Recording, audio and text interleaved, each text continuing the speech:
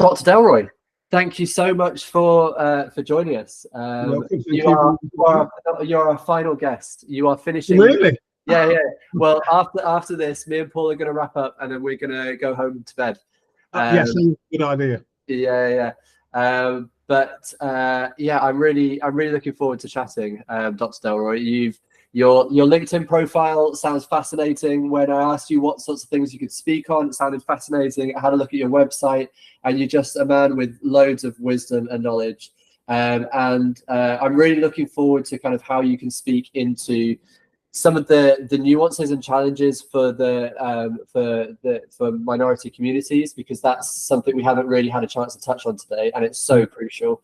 So I'd really love to hear and get your thoughts on that. But before we go into some of that stuff, I would love to find out a bit more about you. Where did this all start? Where did this journey into counselling start? What's your story? What's your family story?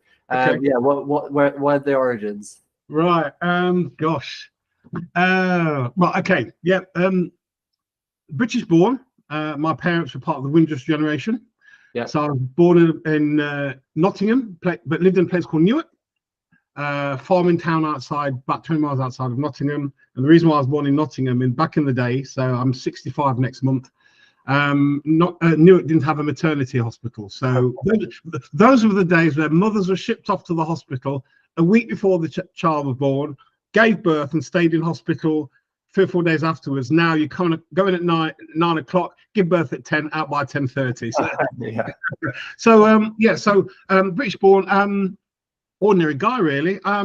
Funny enough, I wrote about it this week in the newsletter on my LinkedIn website, because I'm doing a series on moral injury.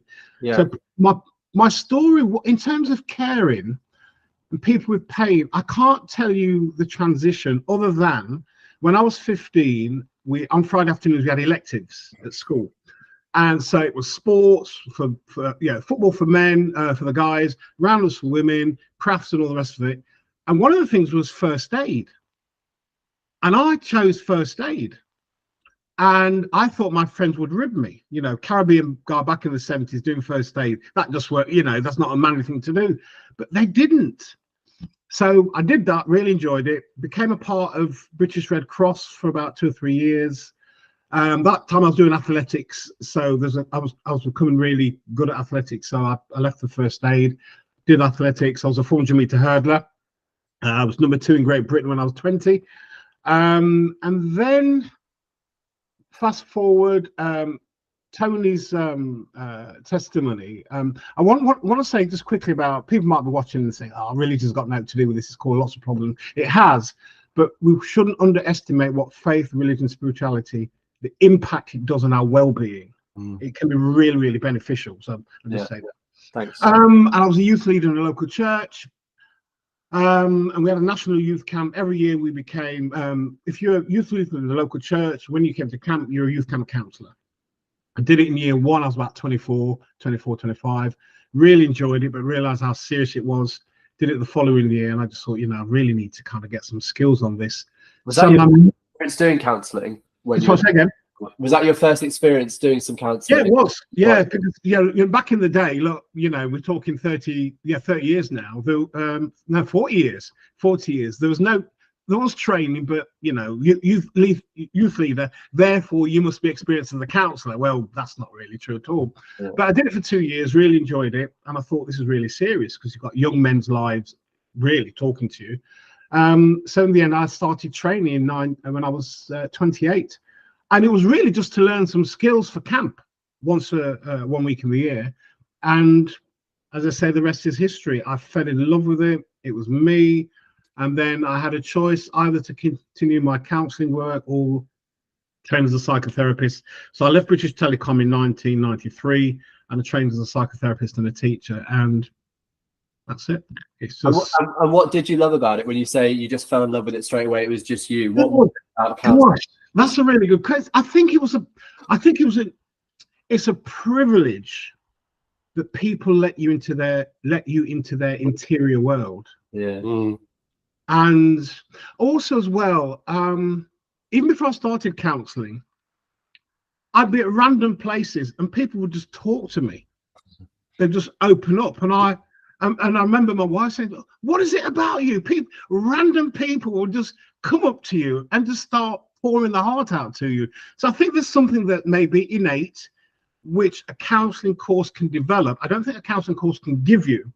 And I think ultimately it's just loving people. And when people are in pain, it's, you know, can I help?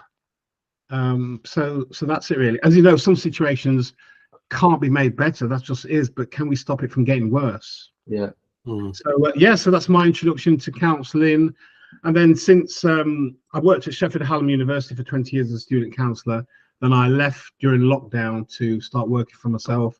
And what I didn't realize at the time when I started training at 28, I didn't realize how transferable the skills were in counselling. That it just covers a whole range of things. And mental, well, we call it mental health or mental illness, but I use the term mental fitness because there's still a stigma around mental health. So I talk about mental fitness. Anyway, yeah.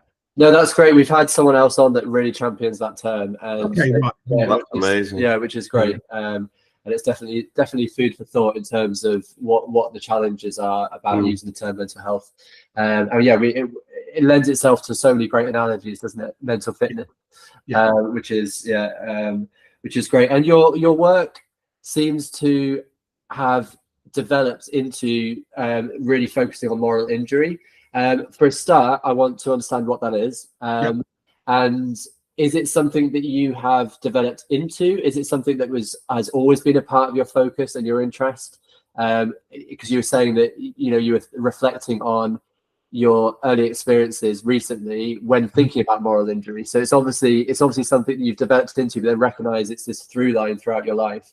So yeah, if you could start off by defining moral injury and then talking to us a bit about how that's shaped your work recently. Right. So moral injury basically is when your values or morals have been basically blown apart by either what you've seen or witnessed. So very, very quickly, Jonathan Shea was a psychiatrist and working with returnees from the Vietnam War. I had to look, I remember the Vietnam War, it went on for 20 years. I didn't realize it went on for so long. And he said what he noticed when people came back, there was the horrors of war, the PTSD, the loss of friends, and he said that was bad enough. But he said what soldiers really struggled with was lack of food, lack of water, poor equipment, poor medical care. When they should have been airlifted out, they weren't. And then there was this overriding thing. Here we are killing people. So what's the American government doing? So moral injury. So he noticed that, and he said it was that led people to take their own lives. It wasn't the PTSD or losing their friends. It was those elements that were kind of really important. Oh, and the other one was, of course, soldiers didn't sign up to killing women and children. Wasn't a part of the deal. So moral injury is then you see something, you either see something that is really abhorrent, which goes against your values, you do nothing, it does something to you, or the example during the pandemic was where many medical staff, paramedics and medical staff experienced moral injury. They'd signed up to look after people, but then they had to turn people away who needed the care. So there's real conflict that went on. I've signed up to look after people, and now I'm turning people away. So I caught, well, in one of the articles I wrote about an inner tsunami, and I didn't even know if it existed. So what I do, sometimes I get creative phrases. So I stick it into Google, and sure enough, inner tsunami is something that exists in the world of oceanography. So we know that tsunamis, we know the kind of massive waves that happen, but there's inner tsunami that happens under the water, where there's massive movements of water, and it does cause damage as well, but it's not seen. And I remember I was reflecting on, that's the thing with emotions. Conflicting emotions are not seen, but if we don't deal with them or express them, it causes loads of damage. So I kind of fell into it because I started a broadcast during the lockdown. I read something and it got me angry. So what had happened? The church organization I was a part of, there was a big event in Birmingham 2 weeks before lockdown, And well, I shan't say who, but anyway, there was a common thought to let's cancel this event because people are getting sick. Anyway, they put the event on, and shortly after lockdown, 2 of our most senior bishops died within 24 hours of each other. Wow. Somebody went to Sky News, we don't know who, and expressed concern about what had happened and the future of the organisation and so forth. And then they spoke to the PR person of the organisation, and the PR person said that the bereaved family had been well supported. And I remember reading that and thinking, no, they're not. No, they're not at all. So I spoke to a couple of friends. I was really irritated by it because I know it wasn't true. Or maybe it was there, but I said I'd witnessed it wasn't. So I said, I'm going to put something on Facebook. So remember the lockdown? I'd not had my hair cut for 3 months. I looked like someone out of the Flintstones, big grey afro, massive grey beard. I look hideous actually. Anyway, I did this thing on my phone. Then I had to ask my daughter. I said, "How do you put this on Facebook?" I had no idea. Put it on Facebook, and I think I left it. I think the following day, 150 views, something like that. I don't know. So my friend then said, "Have you thought about doing a Facebook Live?" I said, "What's that?" So I had to get my daughters again. So they told me what to do. So remember the days when we were on Thursday nights on 8 o'clock, we were clapping. Yeah. Anyway, I did a Facebook Live. It was 1 hour. Should have only been half an hour. Dealing with loss, grief, and bereavement. I started at 7. And when I realized what was going on, it was just about 8 o'clock.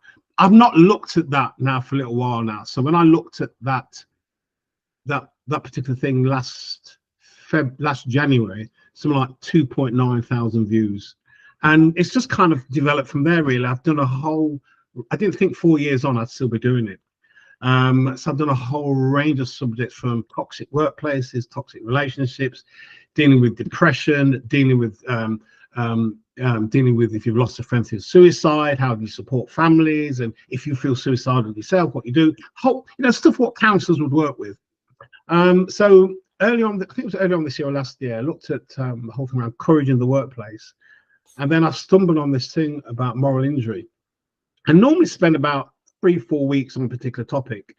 I think I'm now entering the 4th month on moral injury, because I've got people now from Australia, Canada, America, Indonesia, Malaysia, Ireland, just contacting me about moral injury. How basically, so it happens in the workplace whereby, so for example, Rob, what are your 2 names? Bryn and Paul.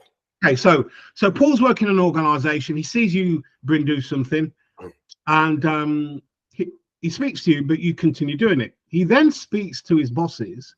Okay, Paul, thank you. Look, there'll be an investigation. So he's seen you do something unethical or unprofessional. Look, there'll be an investigation.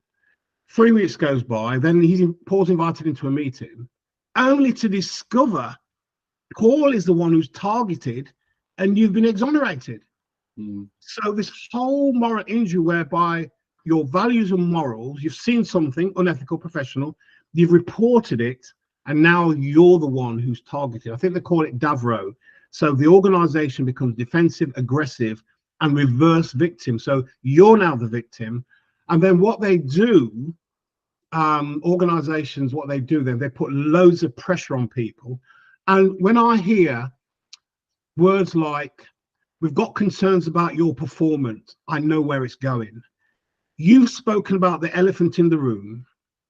They don't like what you've said, so you now become the target. And then what happens, they put so much pressure on you that what they do in the end, they can create ways of dismissing you.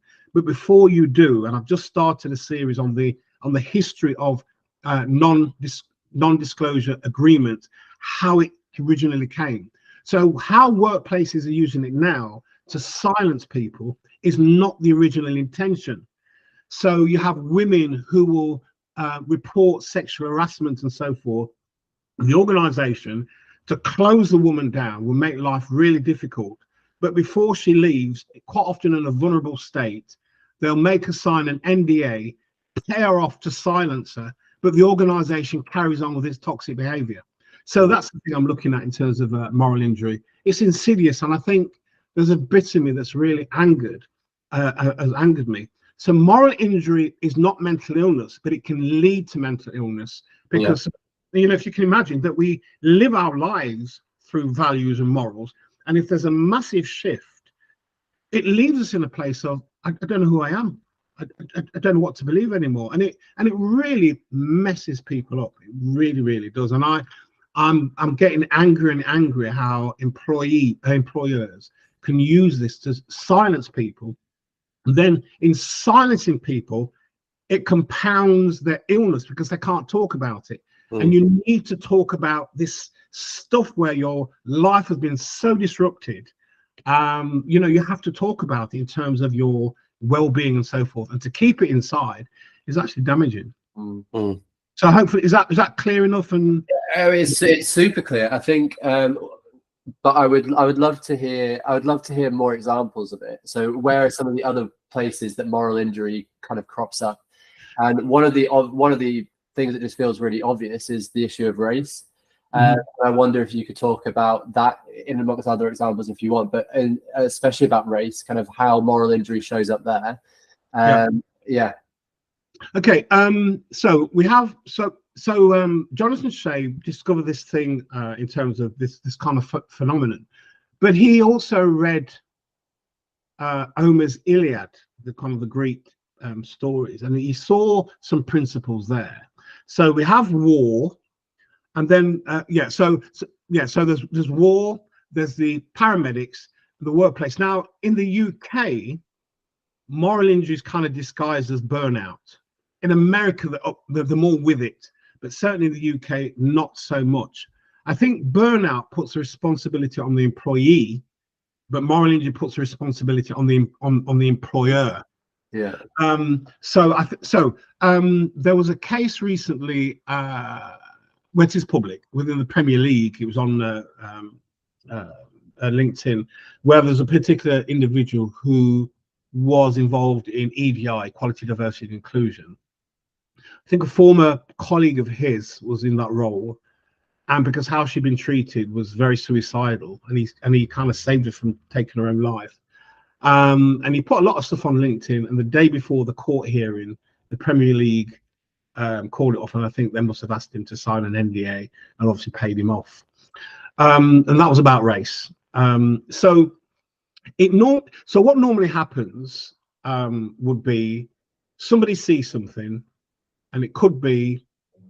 So I did some work for the NHS during lockdown and still do. And one of the sessions I did was psychological and wellbeing strategies for coping during lockdown. And one of the delegates said to me that the CEO of the particular trust, it was looking at this whole thing out EDI, and he said what came to his attention. Now this is a white guy, as a CEO. So what came to his attention, there was a particular individual within the NHS, very able, experienced, got all the qualifications, had been going for a promotion for 17 years and never, maybe got an interview, but, oh, you just missed out by this, oh, you just missed out by this. And he said this guy came in, had trained people who'd gone on 2 or 3 positions after him. And this CEO just said, this is nothing more than racism. Yeah, there's nothing else you can say, because it's not as if you look at his appraisal, you can't kind of see patterns of poor performance and all that type of thing. So so you see something, you then report it, say that maybe it's not fair or what's going on. Now, a particular bugbear of mine is people in leadership positions who are not leaders. Because I have a particular view about leadership, because I've been involved in it for so long. I think one of the things I didn't say, because sometimes it can be a bit of a conversation killer, but also it can open up conversation as well. I was a pastor for 30 years. That's welcome here, Delroy, don't worry. Sorry? I said that's welcome here, don't worry. Right. So the last 10 years I was a regional bishop. So, and then I sat on one of our international committees.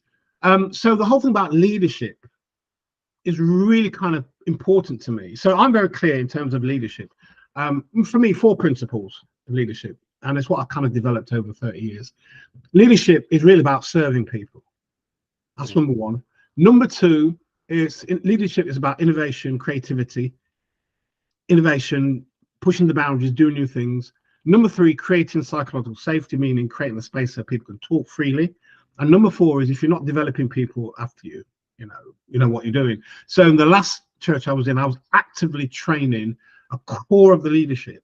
So if anything happened to me, church could carry on without me. But then I became really unwell, and then I resigned. So when I hear people experiencing moral injury, it's down to poor leadership, because the leader then, he or she would hear what was happening and take it seriously. But what they do, they kind of close ranks. And then Paul, who then noticed something, who then now becomes a victim, is targeted. And everything then, Paul, after that is scrutinized. And then the workplace then becomes so difficult for you that what happens in the end, you either end up leaving or they make it clear that you leave. And what I say to individuals, and even in matters of race and women, I say the minute you start seeing something not going right for you, start keeping a log of what's taking place. So there's LinkedIn is public. So somebody contacted me recently who did that.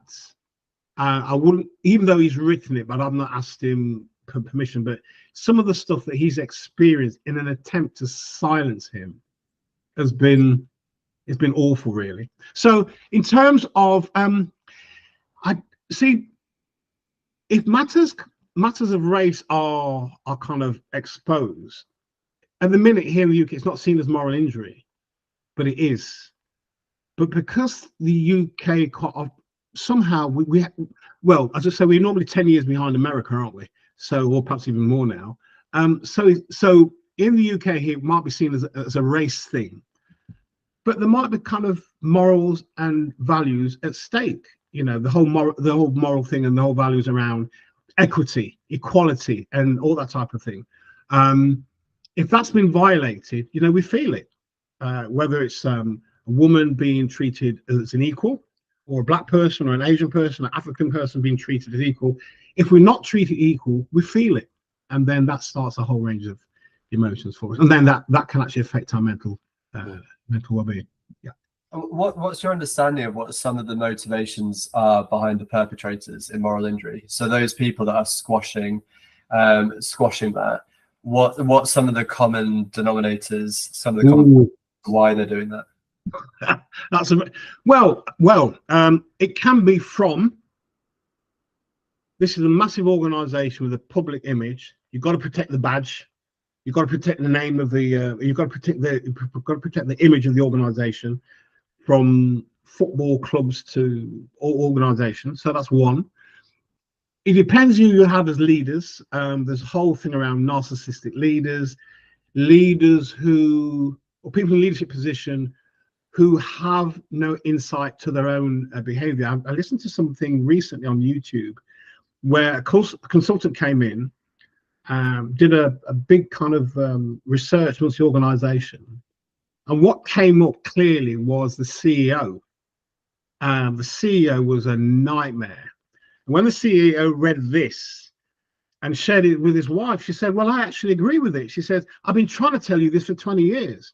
So what he did as a leader, and a leader would do, he had 2 years of therapy, 2 years of training to look at the way that he interacted with people. And they said after the 2, he was a different human being. So you've got personality types. My friend was doing research, and it's kind of answering your question. My friend was doing research on narcissism and ministry. And this was a conclusion of the research, which was horrendous. And I think this is the same goes for leadership as well, outside of religious institutions. Ministry attracts narcissists like a children's playground attracts pedophiles. So it's almost as though this whole thing around leadership and the issue for me is leadership and power. And what happens quite often when people are in positions of influence and power, they don't like to share it. So going back to Jonathan Shea's point, he's very clear, even though the soldiers experienced what they did, but he really puts it down to a breakdown and a weakness in leadership that causes moral injury. And I've said to individuals, if you look at an organization, if good things are happening at the bottom, look what's happening at the top. If bad things are happening at the bottom, look what happens at the top. It's about leadership for me, and the type of individuals. And I suspect there are really good leaders, but they're possibly muzzled. Over the years, I've been quite critical of HR by what I've seen. But recently I said, you know, Delroy, someone said, you know, Delroy, that the HR, they themselves are muzzled by the leadership. So HR would know what to do, but many of them can be muzzled by the leadership or the CEO saying, no, I know what we should be doing, but you're going to do this.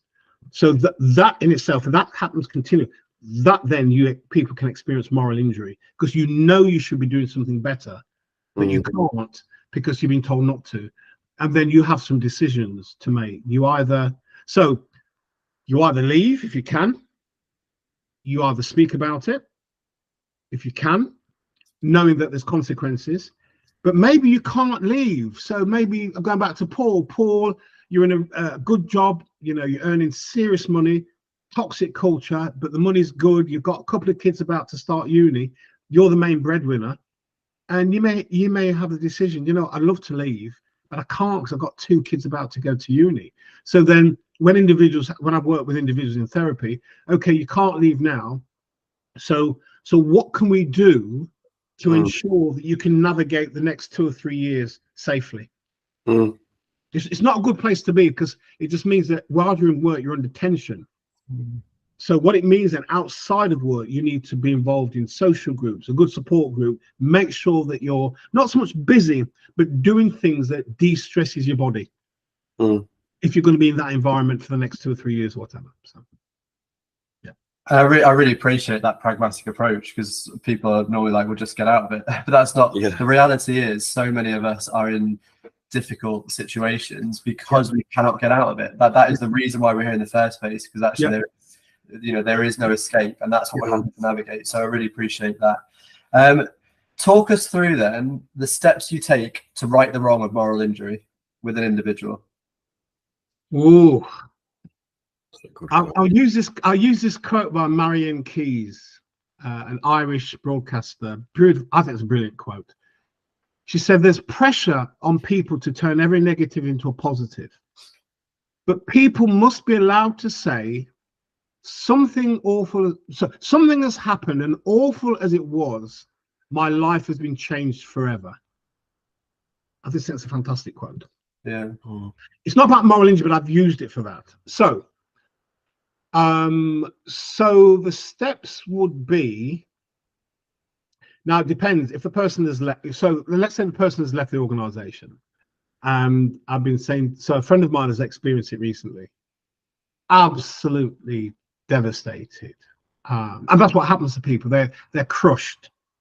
So the first thing is to face the emotion. So the word confront, if we use the word confront, it has negative connotations. But the word confront means to turn your face towards. So we have these emotions. So it's sitting with it, owning it, and exploring it. And it's painful. It's painful work. But if you don't do that to start off with, it'll come back to bite you. So what we'll do quite often as men, we suppress emotion, and we use a whole manner of things to suppress it. There's a quote by Freud. I'm not a Freudian, but there's a quote by Freud, Sigmund Freud. He did, huge work, very positive work for psychoanalysis. He said this: unexpressed emotions never die. They are buried alive and will come forth later in ugly ways. Believe you me, if we do not express these unpleasant emotions, they come back to bite us. And they can come back to bite us in anxiety, depression, excessive use of alcohol, excessive, in fact, illicit relationships. We do anything to numb the pain. So it's acknowledging what's taken place. It's then owning it. This is what has happened to me. And the third thing, exploring it. So how I so on a personal, how I explore things, I journal. So I've been journaling since 1999, and I've kept them all. So for me, writing is really helpful to help me to understand what's going on. So the process of going on kind of gives you, so the process of writing kind of gives you some insight. So sitting with it, owning it, exploring it, and then believe it or not, it's then sharing it in terms of find somebody who you can talk to. So it's really important to find somebody who you can share this awful event with, either with somebody you trust, or then people go to see a therapist. Believe it or not, the organization, so at the minute, in terms of moral injury, there's no known treatment as such for it. So they're perhaps do CBT and other bits and pieces. But the organisation that has done a lot of good work is the Australian Defence Force. And with the chaplains and psychologists, they've developed a, I think it's called a pastoral narrative disclosure. So there's a kind of eight session model whereby they enable servicemen or servicewomen to talk about their experiences, what led them into the service, talk about their experience, and then towards the end, there's a kind of re-engagement with family, friends, and community. So apparently it's meant to be very effective. And I was in Sweden at a friend's wedding in April, and I met somebody, an Australian psychologist, and she says any training that the Australian Defence Force does, she said, it's brilliant training, and she was aware of that particular model. So what I've been saying to individuals, if you've experienced moral injury, well, this is what I say. If you see what's happening, you're logging everything. And if you have it within you, and if they offer you an NDA, don't sign it. And literally 3 weeks ago, I met somebody at the train station in Sheffield, that's where I'm based. And she was involved in TV and production. And we got talking about moral injury. And what she said, that her husband experienced it. And she said, I could see what they were doing. So what he did with her input, he went down a legal route and won. 10 years on, she said to him little recently, you still think about it? He says, yeah, I think about it often. One of the things when we experience moral injury, what can happen in terms of, so sitting with it, owning it, exploring it, sharing it, what happens if it's handled well, you come out the other side, you never forget the experience, but you can come out the other side more compassionate, more humane, your values, you kind of relook at your values, you kind of recognize who you are, so you can come out a better person, but it's a painful process. Mm-hmm. I don't think anybody is thankful of moral injury at the beginning, but they can be thankful at the end of the process. But you never forget it. It's a bit like if you lose somebody, you don't forget them. You know, it's forever there. But you remember the experience. But what should happen if it's handled correctly? Moral injuries should lead you to a place of learning and growth. That's incredible. We're getting some amazing comments on the on YouTube, Dr. Delroy. Can't believe I've never heard of moral injury. What a light bulb moment. A walking wounded. Thank you, Lord. Yes, so, yeah. Walking, absolutely, yeah, absolutely. One of the things that's really struck me as you've been talking is that in every single example you've given about moral injury, there's more than the two people involved. It's not just the perpetrator and the person that's being injured. There is, the offence is actually all of ours to own. And so I wonder if you could speak into what we can be doing, because it feels like actually it really is like all the examples, the war, the kind of workplace, that there's so much that we could do to stop this happening in the first place. Yeah, you kind of your question is kind of where I'm thinking. So in moral injury, you've got perpetrator, victim, observer. Yeah. What the observer can do, and now this takes courage. And going back to the leadership thing, for a leader to see what's happening, and your board might be saying something else, and you say, no, we need to do this, takes courage. So what an observer can say to the person, look, I saw what happened. I've witnessed what happened. I will support you. I think there's a quote by Margaret Mead talks about don't kind of underestimate the effects of small groups, because small groups have been the thing that's changed the world basically. If I can find the quote before I finish, I'll find and give you the accurate version. So what you can do as an observer, you support your colleague, but what happens quite often, because the victim is now under lots of pressure, it can make the observer to be quite fearful. So I don't know what you see. You're really making me think. I just wonder, somebody's been victimized wrongly, somebody's been victimized, and their team just gets together and say, look, we're in full support. So any meeting you go to, you're not going to go to on your own. We will come with you as a staff together and we'll support you. I'm not too sure what management might do with that. That'd be nice, wouldn't it? Yeah. Yeah, I think sometimes we underestimate, the power that we have collectively. Yeah. On your own, you're really vulnerable, but as a group of people staying with it, I'm not too sure how management would deal with it. Yeah. So I think that's one of the ways. Or you might be in a position like Paul, who can't leave, and you might not be able to support the person during the workplace, but you can support them outside of work. But also you need to be sure that you are confidential, they can trust you, and that you're not blabbering your mouth off to management.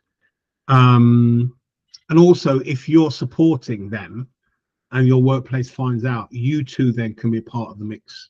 And you too can receive threats as well. So some of the stuff that folks organize, some organizations are brilliant, but some organizations, they are dastardly, and what they will do to get rid of people. I know of organizations of Delroy, they've got all this stuff stacked against me, and all they've done, they've watched this individual for weeks and months. And if you scrutinize somebody closely, they're always going to fall off the radar a little bit somewhere. And you keep a list of this. And I've known people who've been called into meetings with a list of stuff, and you either go, but if you do appeal it, you're going to be on disciplinary.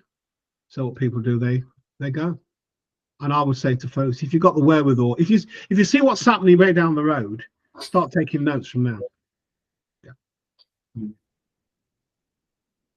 Yeah, amazing. Do you have a thought? I think I was thinking about whistleblowing. Right, here we go. Yeah. So I thought I'm going to hazard a guess. You've been all over that. Please carry on.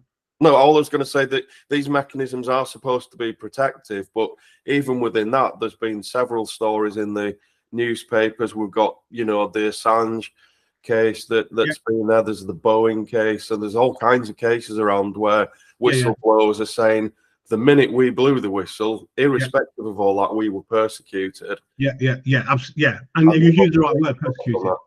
Yeah, I've not covered it, but it's something that obviously, again, we brought to my attention. Lots of organizations have whistleblowing policy, but policies don't change human nature.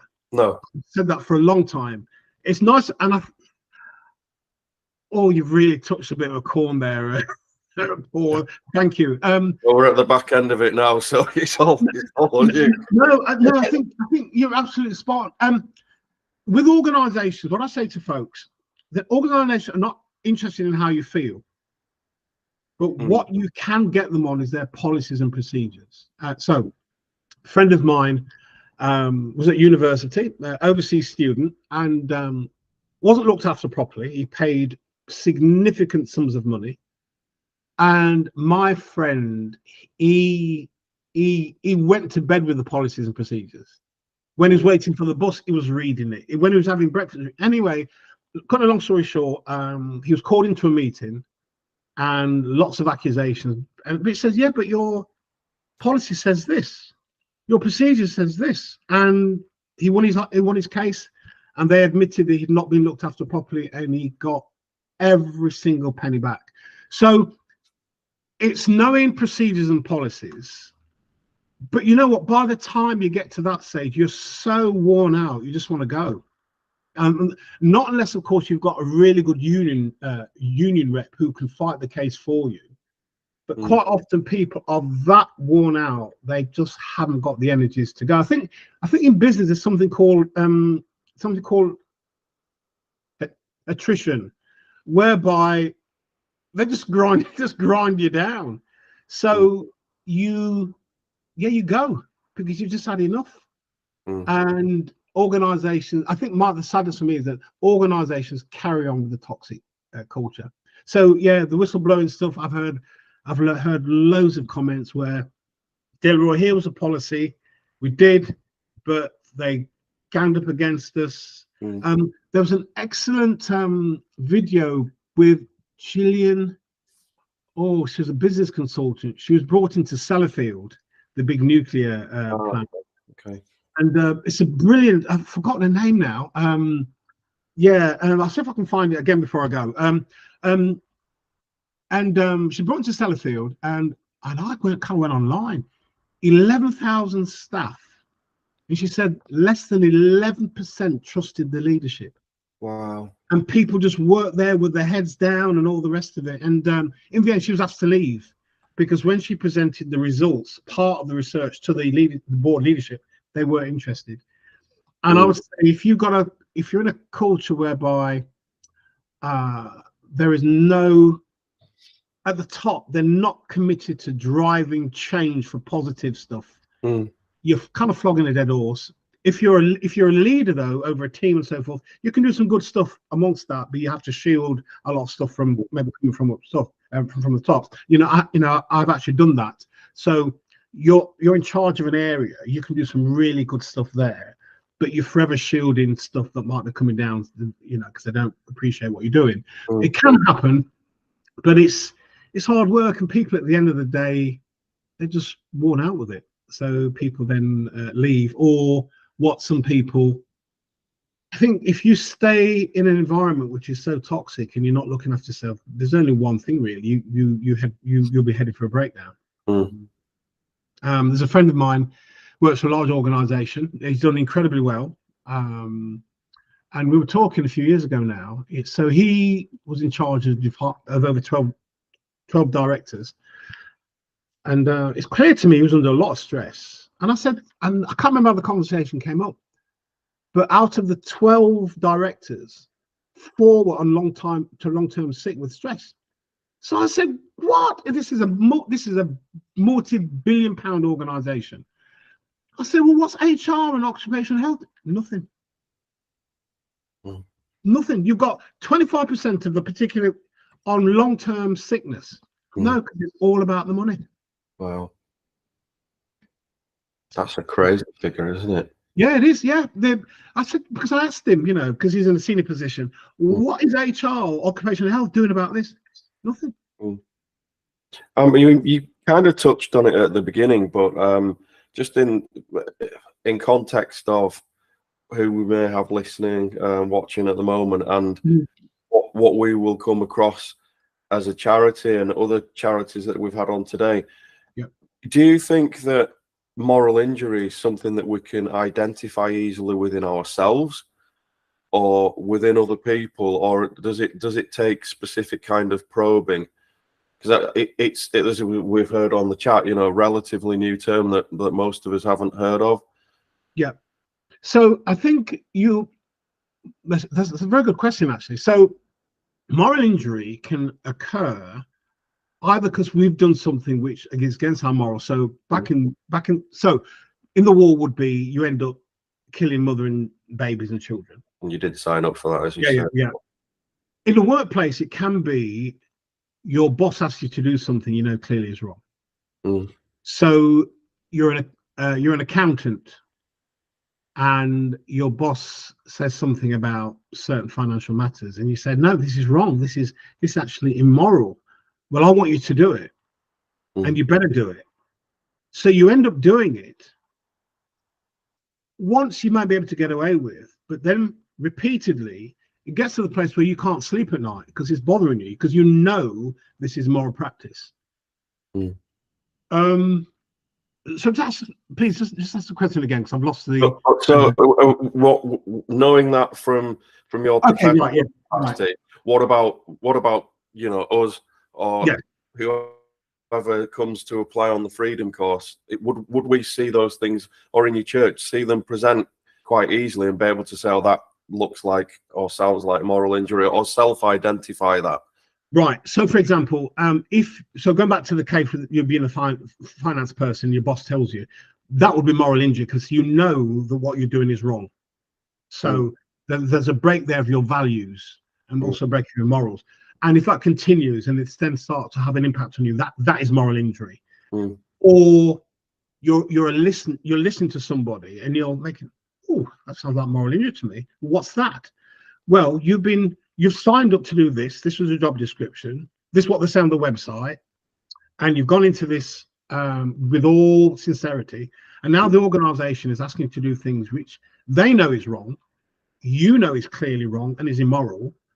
That's kind of moral injury. And if it goes on long enough, and long enough doesn't have to be long, long enough, a few times, and then it starts to affect then how you interact with people. It gets to the place whereby it could start affecting your appetite. Can't sleep at night because you're worried about what's taken place. For me, those were some of the early signs of moral injury. So it sounds as though it might be worth purposefully probing a little bit with someone and asking them, or maybe even just asking the direct question: have you been doing something that goes against your value system? Or do direct question. This is so good. I feel like there's a little bit of an elephant in the room. I don't know how comfortable you're going to feel answering this question, Dr.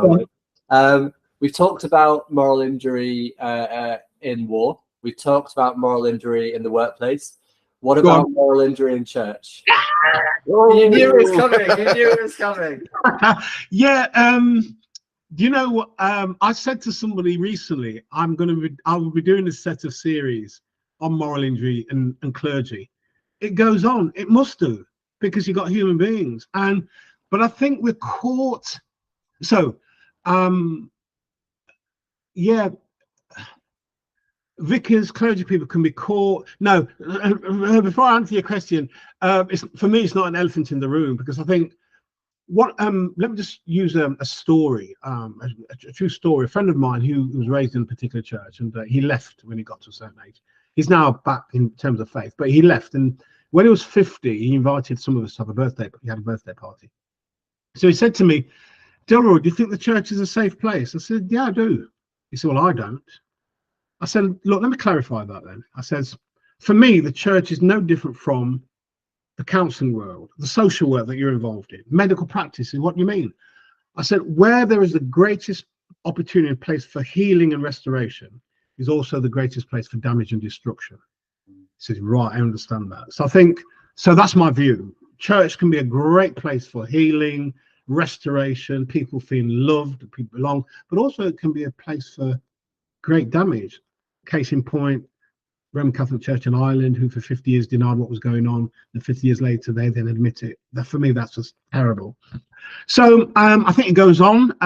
In fact, I have done a little bit of research on it, and I didn't think there'd be much, but there's lots of stuff about moral injury and clergy. I think it goes on.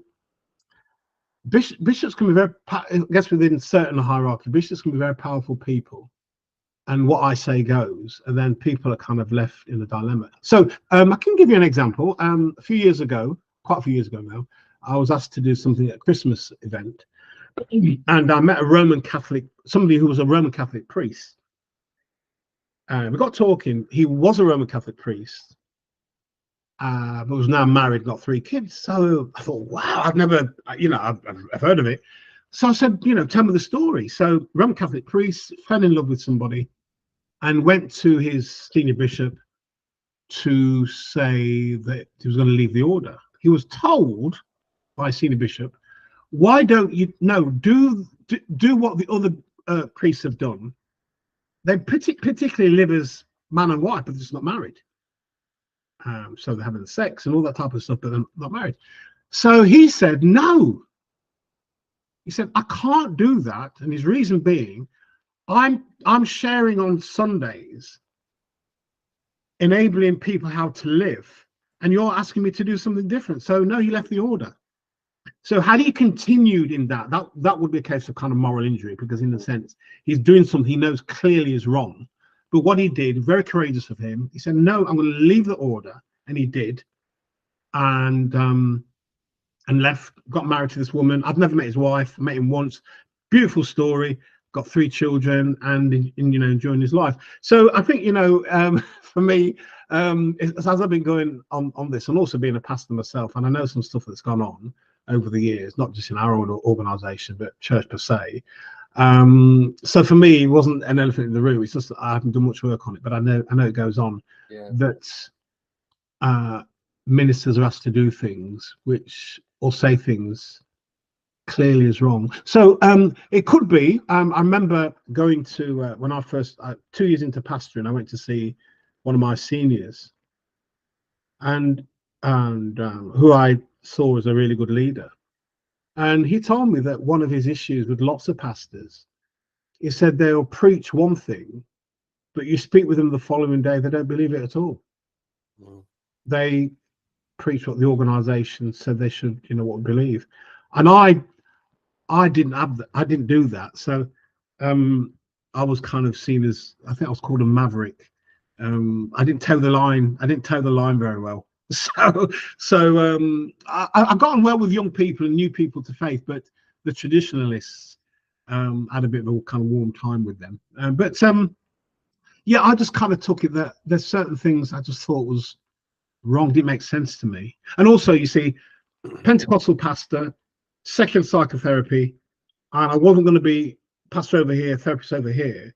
The two were going to inform each other, and both were going to minister to each other. So, and I've been a therapist now for 36 years. Yes, I just think, you know, for people of faith, we've got an amazing book called the Bible. I guess the Muslims will say they've got an amazing book called the Quran, but we have an amazing book called the Bible, which is so creative and expansive, but it's down to how we use it. Quite often, what I hear quite often, it's very narrow, but it can be so liberating. And my daughter was one who, unbeknown to me, I affected positively for what she's doing now and so forth. So I didn't know at the time, but what you doing now? Yeah. So basically, very quickly, I really encourage my daughters to read when we're younger. But you know, if you've got kids and they're really resistant, don't keep pushing it. Just end up hating you. So anyway, Jordan decided to go to uni. So she decided to do history and politics, and it made no sense. It really made no sense. So about 3 days later, I said to Jordan, "Why have you chosen history and politics? It makes no sense." She said, "I said, what made you do that?" She said, "You." I said, "When?" We had no conversation. So she said to me, "You remember when you were doing your PhD?" She said, "I said, yeah. When you asked me to edit a couple of chapters for you." But she said, "I really like what you wrote." I said, "Okay, that made some sense." Then I went to my wife and said, "Oh, just have a chat with Jordan, blah, blah, blah, blah." And then Paul said to me, "Well, there's something else you don't know." "What's that?" "From the age of 13, every time you preached, Jordan took notes. And she had long conversations about the issues you'd raise in your sermons." Unbeknown to me, because I do encourage note taking. When I was a pastor, I encouraged note taking, because I would emphasize that whatever I say on a Sunday on this text, it's not even scratching the surface. So spend some time during the week on this text to see what else God might be saying to you. So I really encouraged that, you know, be critical of me, but also what I say is not the be all and end of it. And then in the end, you've got young people while you're preaching, they're on the phones, on the internet, checking out what you're saying is correct. So some ministers hated that, but I loved it because it kept me on my toes. Yeah, so that's how I influenced my daughter. She went on to do history and politics, and then she went on to do applied human rights. And she didn't tell me she was going to do, she told me she was going to do a master's, but didn't say what. But when I went with her to enroll, I knew straight away where she got the idea from.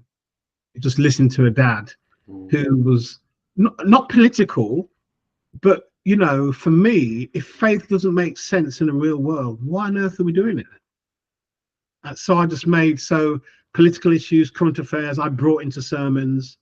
and to enable people to understand this is how we live in this particular context. This is happening. This is happening. And just going back to your how we deal with moral injury. One of the things, of course, with unpleasant emotions, what we do quite often, certainly as men, we deny it. We either bury our head in the sand. No, what we need to do is to confront it. And how we confront it, we face it. Take some courage. If you face it today, it won't haunt you tomorrow. That's right. Yeah. I'll write that down. Just a quick, potentially final question, Delroy, because I really appreciate how much of your morning you've already given up. Just to bring faith into it a little bit more, and into the issue of moral injury, because it strikes me that I was just imagining myself in those scenarios and thinking, why might I end up in one of those situations that you described, one of those circumstances? And I know that for me, I'm a chronic people pleaser, and that it's that people pleaser in me that could probably lead me into situations of doing something that I didn't feel comfortable with, and then that situation arises. And I know that the root of that, from a faith perspective, is not really understanding where my worth and value lies. Okay. And it's one of the themes we've kind of come up today in terms of the importance of Christians, of the way of navigating tricky situations, is to have a really deep sense of understanding of where our worth and value lies, and that coming from Jesus. Is there anything that you would say into that, in terms of if you had a Christian that was struggling with moral injury and you could openly speak faith into their that in that therapy session, what would you say?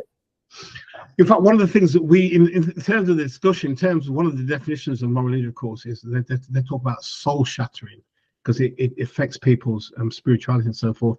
One of the things I would say is that God desires honesty and truth, and not to do that.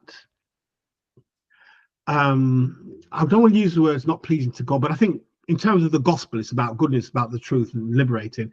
And if somebody's struggling, it just means then they're not feeling liberated. And I think I need a bit.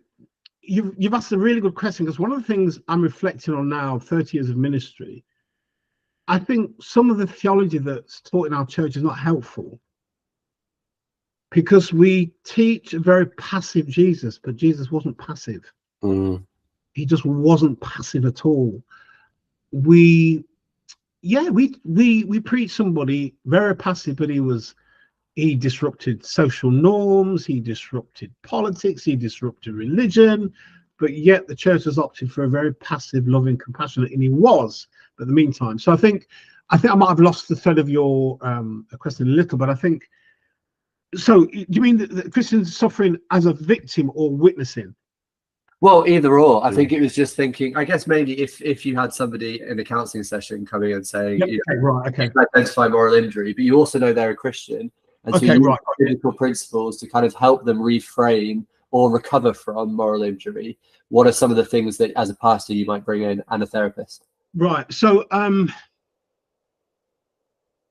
well, certainly in terms of, so one of the things I wouldn't do is just say, look, just pray about it and just trust God and everything will be all right. So I think by all means pray, yes, but let's do some groundwork. So the stuff, the principles I said earlier on about owning it, sitting with it, exploring it, I would do exactly the same thing.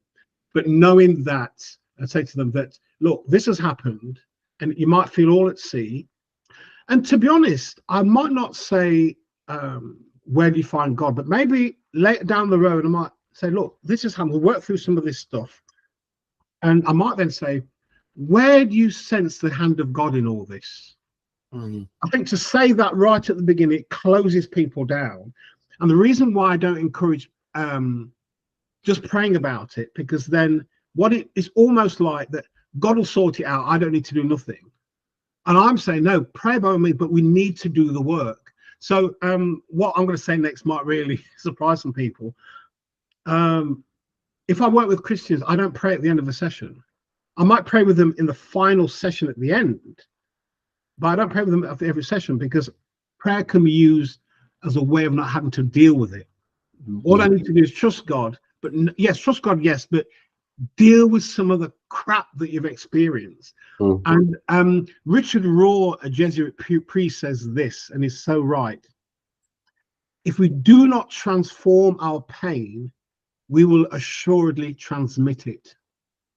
And he said the people who we transmit it to are the people close to us, the people we love.